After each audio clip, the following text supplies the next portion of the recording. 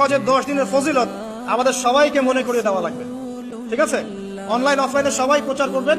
এই 10 দিন নেক আমলের জন্য একটা উৎসবের উপহার আল্লাহর পক্ষ থেকে। এই 10টা দিন যেন আমরা আল্লাহর পক্ষ থেকে এই উপহারকে কাজে লাগাই, বেশি বেশি নেক আমল করি, পরকালকে গুছিয়ে নেই।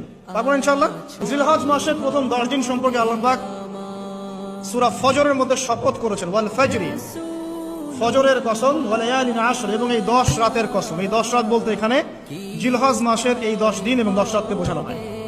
তো নবী করিম সাল্লাল্লাহু আলাইহি ওয়াসাল্লাম বলেছেন যে মা মিন আইয়ামিন আমালু সালিহু ফীহিন্না আহাব্বু ইলাল্লাহ মিন হাযিহিল আইয়ামিল আশর।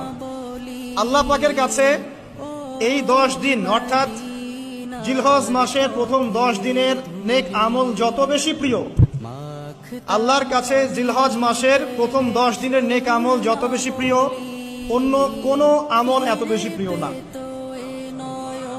অন্য কোন আমল, এটা বুঝতে গিয়ে সাহাবায়ে কেরাম প্রশ্ন করছেন, ক্বালু, তারা বলছেন, ইয়া রাসূলুল্লাহ, হে আল্লাহর রাসূল, বলুন সাল্লাল্লাহু আলাইহি ওয়াসাল্লাম, ওয়ালাল জিহাদু ফি সাবিলিল্লাহ, আল্লাহর পথের জিহাদও কি নয়? আমরা তো জানি ইসলামের সর্বোচ্চ চূড়া হচ্ছে আল্লাহর পথের জিহাদ। তো নবী সাল্লাল্লাহু আলাইহি ওয়াসাল্লাম বলছেন ওয়ালাল জিহাদু ফি সাবিলিল্লাহ, আল্লাহর পথের জিহাদও নয়।